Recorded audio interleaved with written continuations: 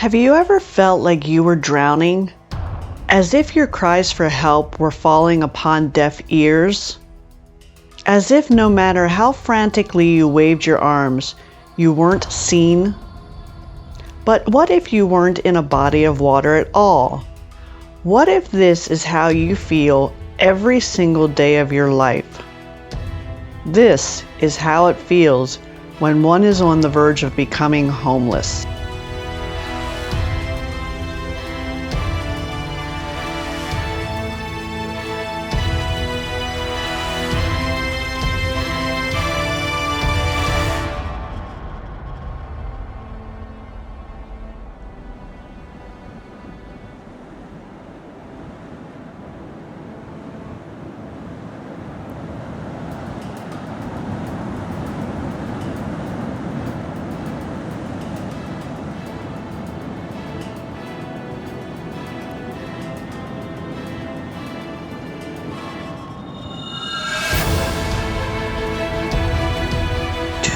You see me?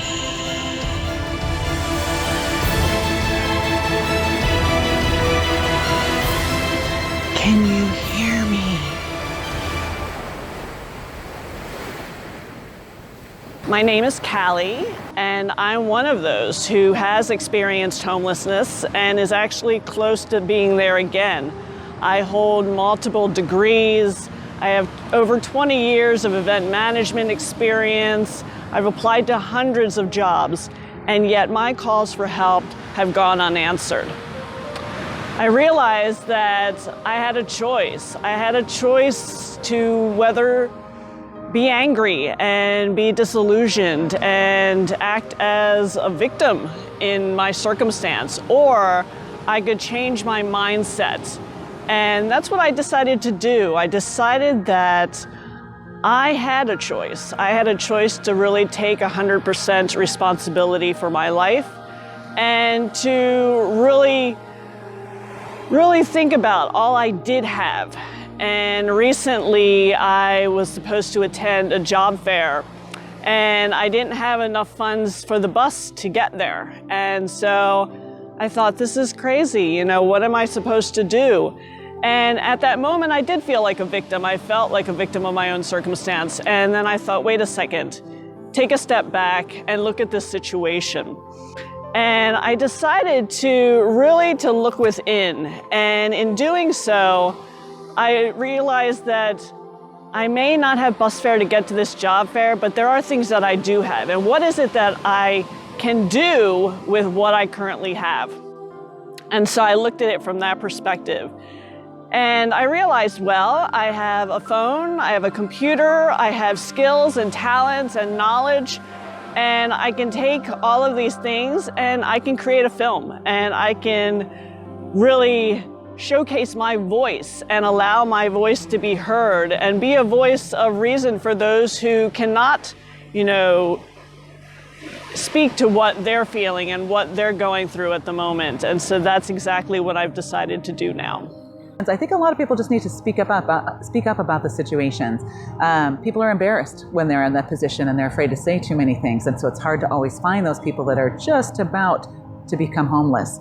So we need to be able to figure out how to find that group before they become homeless, because there is some assistance once you're homeless, but we want to prevent that. We don't want people going out onto the streets and not knowing what to do and losing themselves and losing their sense of purpose.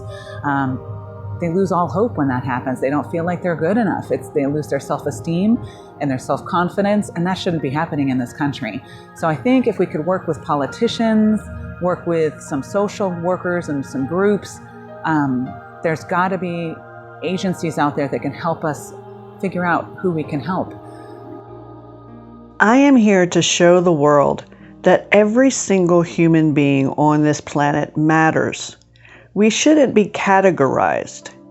Each of us is unique with our own gifts and talents, but we are also one. Imagine the world we could create if we all loved and supported one another and encouraged one another to reach for our full potential. Every Thursday and Sunday morning, we come out to Venice Beach and we serve a very large breakfast. coffee, pastries, fruit. We hand out as often as possible hand sanitizers, wipes.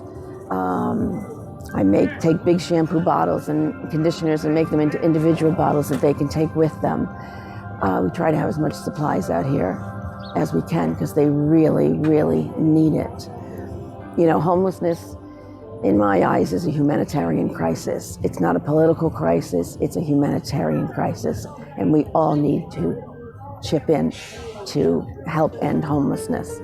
In addition to serving twice a week here, we take on clients for free through my nonprofit, and we help them with housing. Sometimes it's a rehab that they need to go to. I've taken many homeless into my home to, keep them where we can see them and where they're safe while we're waiting for their bed to open up. And we stay with our clients permanently. We both have found that you can't move someone out of their homeless community, which is their world, and move them someplace far away and just leave them. Because they go right back to the only thing they know. So we stay with them. If they're in rehab, we go see them every week. If they're in the hospital, I usually go 2 or 3 times a week. If they're in housing, we go at least once a week. Take them to their doctor's appointments, their therapist, their psychiatrist. Many don't have enough money for busing, so we take them. And we travel all over Los Angeles. We never say no to someone who's asking for help.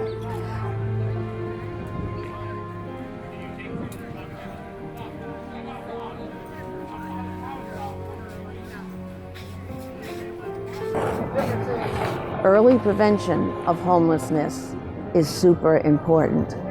If we can get them either before they become homeless or they've just become homeless and get them back into housing, it is key, because with the rents going up constantly and the salaries not going up and expenses go up, but salary doesn't go up in anywhere near the same level, many end up homeless. It could happen to me in a heartbeat. It can happen to anyone. Anyone can become homeless. You know, there's a serious health issue and they've used up their entire savings and their 401k. The next thing you know, they can't pay their rent or their mortgage and they end up out on the streets. You think that they don't, that there aren't people out here like that. That's at least half the population out here. Not everybody is an addict or an alcoholic, but those that are, we want to help. You know, would you throw someone out in your family who is an alcoholic or a drug addict? I mean, how cruel would that be? We need to help, you know, and if we can get them before they become homeless, it's excellent. Because the longer they're out homeless, the worse their mental state gets. And that is so key. And that's what leads to the drugs and drinking out here, because it's a way of survival out here.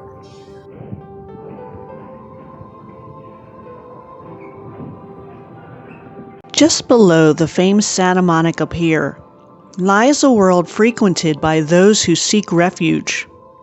Others follow their faith to our local churches in hopes of finding compassion and a helping hand.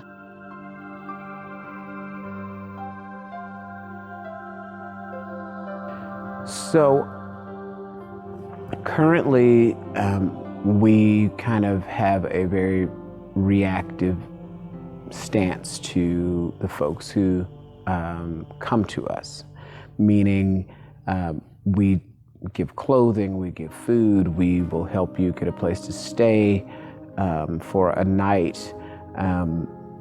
Whatever is going on at the church, folks who are outside are welcomed inside.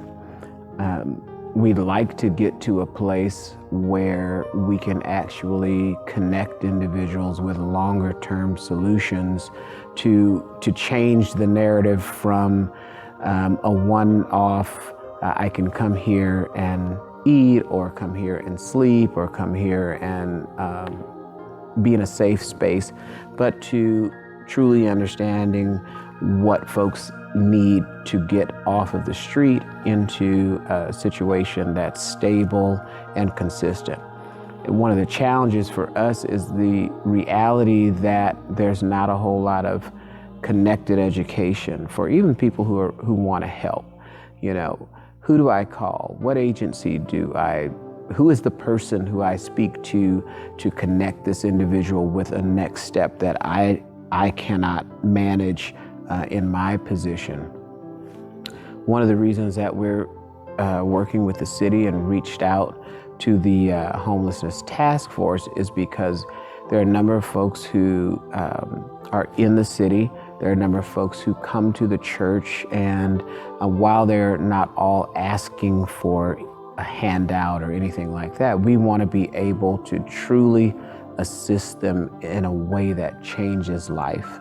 And right now, we can change your life for a day. We can change your life for a little bit. But I want to be able to do that long term. The other major component that I think about is the fact that there are probably a number of people who are experiencing factors that are leading them to homelessness.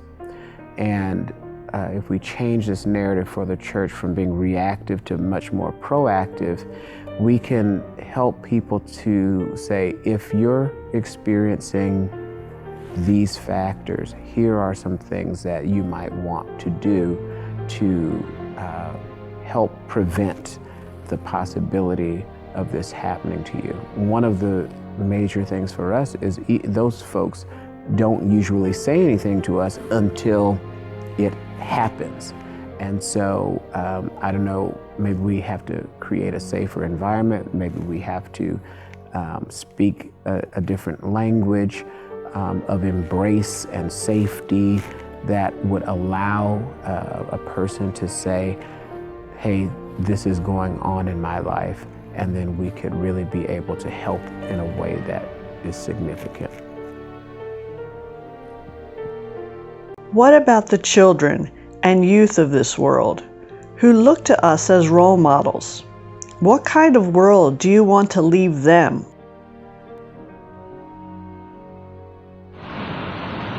So what can you do to help? You know, business owners, think about the positions that you currently have available in your companies. You know, when you look to see who you want to hire, do you overlook those who are overqualified or who have the skills that would be perfect for the position, and yet for some reason you're not giving them the opportunity? Think about these people who are just looking for that opportunity. They're applying to jobs with your company because they want to work. So please give them that opportunity to showcase what they can do. Employees, think about your colleagues, think about those in your office. Check on them, make sure they're okay.